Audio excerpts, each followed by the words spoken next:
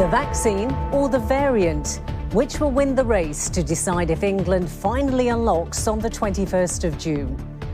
Despite evidence that the vaccines are highly protective against the Indian variant of COVID, scientists are warning that a huge dose of caution is still required, and the government is playing it both ways. So on the one hand, they say, well, we're opening up. You can travel internationally. But on the other hand, they say, but please don't travel internationally. They say you can hug, but don't hug. Also, reports that a lack of border staff rather than COVID will be blocking travel to some popular holiday destinations. A man appears in court over the shooting of Black Lives Matter activist Sasha Johnson. And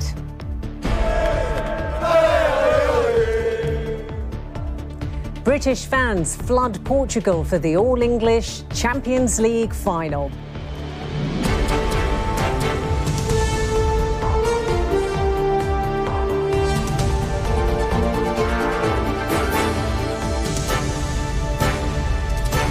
This is ITV News with Sameena Ali Khan.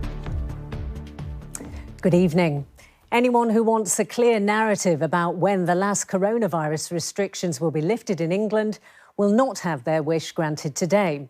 Vaccinations are surging, but so is the Indian variant of the virus, and either could win the race to the 21st of June. It helps to explain why the government has been accused of sending out mixed messages on the end of restrictions. They are praising the vaccination rollout for keeping the plan on track, while emphasising that nothing is guaranteed. Here's our political correspondent, Carl Dinnan. More than half of people in their 30s have now had a jab, and today the Duchess of Cambridge revealed she was one of them. But driven by the Indian variant, 7-day averages of both case numbers and hospitalisations are up by a quarter. The majority of people hospitalised with this variant seem to be unvaccinated, but there are still a number of people that have not completed their vaccination course, and it's absolutely imperative that we get 2 doses of vaccine into those vulnerable individuals. The variant is taking hold in places like North Tyneside, where today mobile vaccination units were trying to maximise the number of people offered protection. I think with the Indian variant coming through, it means that, nip it in the bud and get it done and sorted. The sooner everybody gets vaccinated, we'll have a defence, so that's why I'm being proactive, just to get my second jab.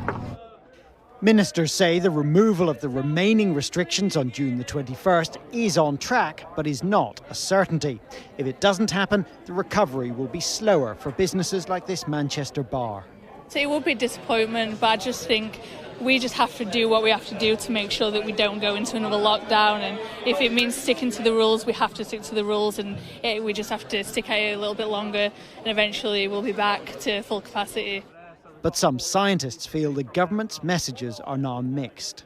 They can't tell people they won't reopen, but at the same time, they realise it's very dangerous to reopen. And that's why we're getting such confusing messaging. So on the one hand, they say, well, we're opening up. You can travel internationally. But on the other hand, they say, but please don't travel internationally. They say you can hug, but don't hug.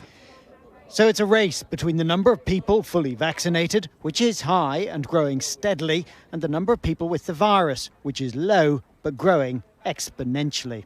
The trouble is, no one's exactly sure where we'll be in that race by June the 21st. Carl Dinnan, ITV News. With less than a week to go until the government's next review of its travel green list, there are reports that some destinations won't be added simply because border checks at British airports could be overwhelmed when holidaymakers return. Geraint Vincent is at Heathrow Airport. And Geraint, COVID restrictions on travel are one thing, but how will travellers and the industry feel about border delays grounding planes?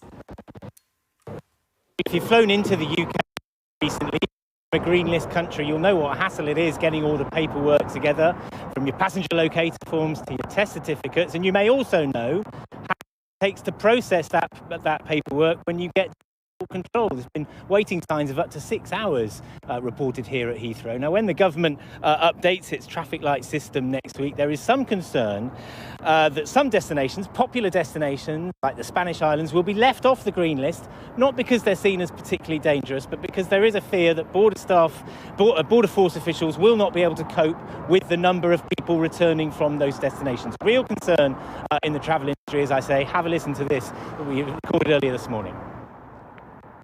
We have spent months explaining to government that this could happen, that they should be prepared. But it seems that, one, they've never listened to us. And now here we are at the 11th hour, and they're now beginning to think of how they can cope. That was Geraint Vincent at Heathrow Airport. Now, if you head over to our website, we have a page dedicated to answering your questions about holidaying both here and abroad this summer. You'll find it at itv.com/holidaynews.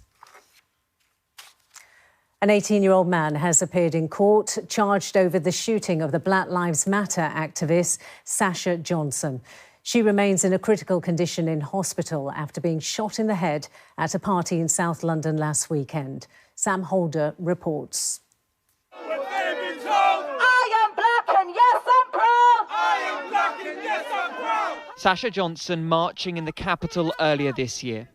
A well-known black rights activist, a vocal campaigner, a mother of two. Enough is enough. The 27-year-old was left fighting for her life after being shot in the head early on Sunday morning. She'd been at a 30th birthday party at a house in Peckham in South London.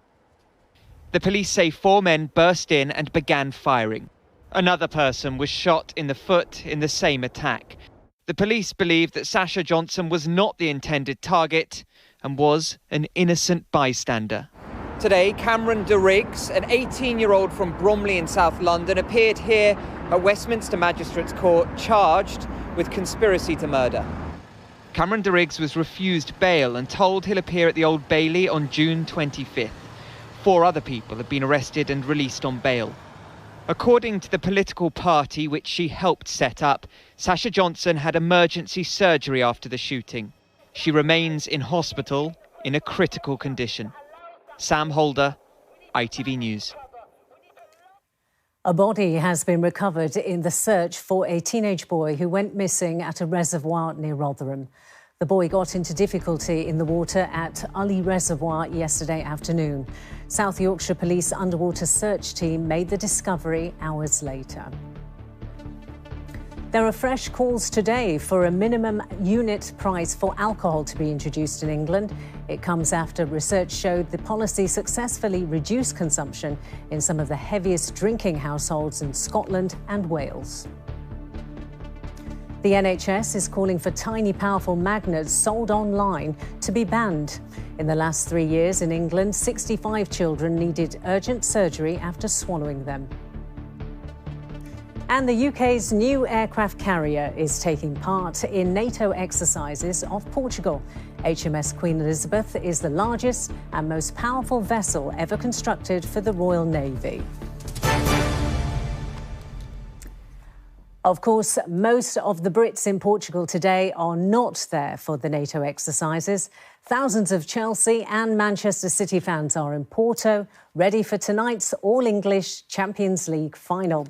Richard Pallow is there, and Richard, the fans must be over the moon just to be there.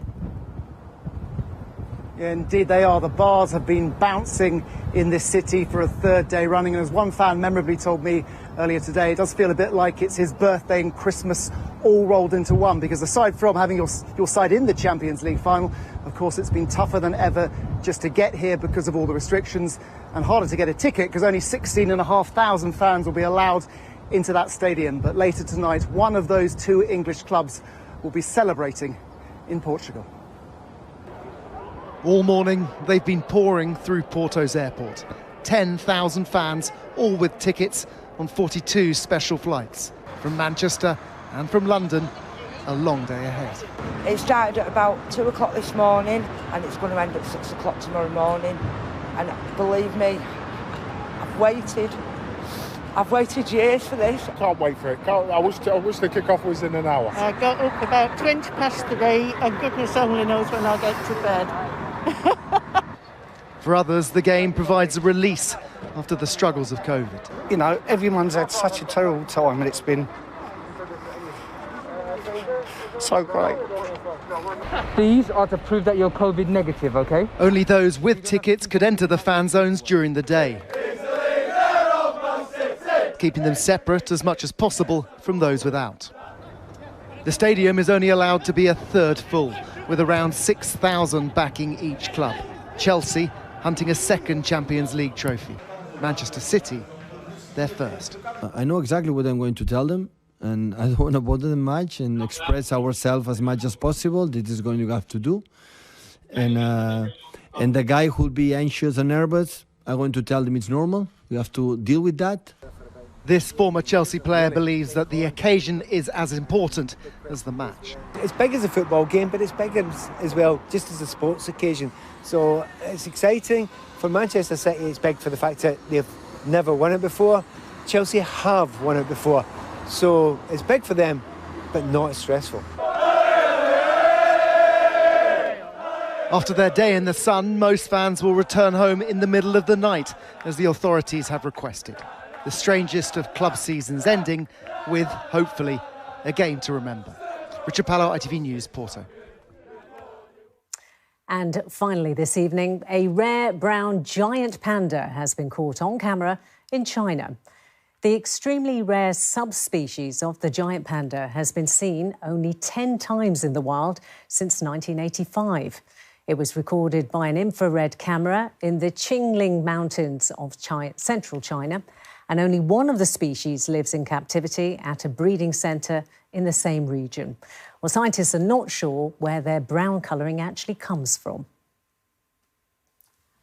But they are very, very cute. And that is it. I'm back with the late news at 10:30. Hope you can join me then. Until then, from all the team here, have a very nice evening. Bye-bye.